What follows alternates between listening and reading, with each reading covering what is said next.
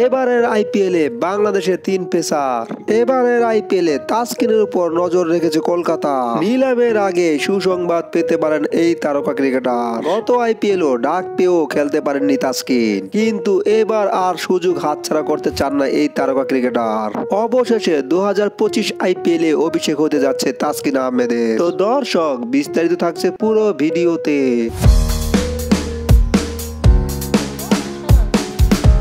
IPL এর গত আসরের চ্যাম্পিয়ন কলকাতা নাইট রাইডার্স এবার মেগা নিলামে বেশ কিছু বড় বড় তারকা দলে ভিড়াচ্ছে।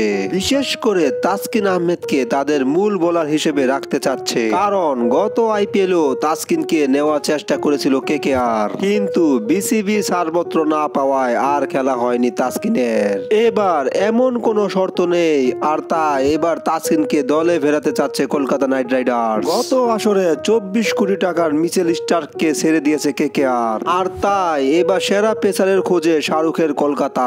বিশ্বমানের পেসারের মধ্যে বাজির রেসে সব থেকে এগিয়ে রয়েছেন তাসকিন আহমেদ, কারণ গত বছর থেকে দুর্দান্ত সময় পার করছেন বাংলাদেশি এই তারকা পেসার। বিশেষ করে তার গতি এবং সুইং করেছে কেকেআর এর মন জয়, আর তাই 2025 এসে স্বপ্নের আইপিএলে অভিষেক হতে যাচ্ছে তাসকিনের। তাসকিন আহমেদ সহ আগামী 24 এবং 25 তারিখে মেগা নিলামে দল পাওয়ার সম্ভাবনা আরো 3 ক্রিকেটারের। তাসকিন বাদেও মুস্তাফিজ এবং নাহিদ রানা এবার আইপিএল মাতাবে। তো দর্শক, এবারের আইপিএলে তাসকিন আহমেদ এবং নাহিদ রানার অভিষেক হতে যাচ্ছে। ভিডিওটি পুরো দেখার জন্য ধন্যবাদ এবং চ্যানেলটি সাবস্ক্রাইব করে পাশে থাকুন।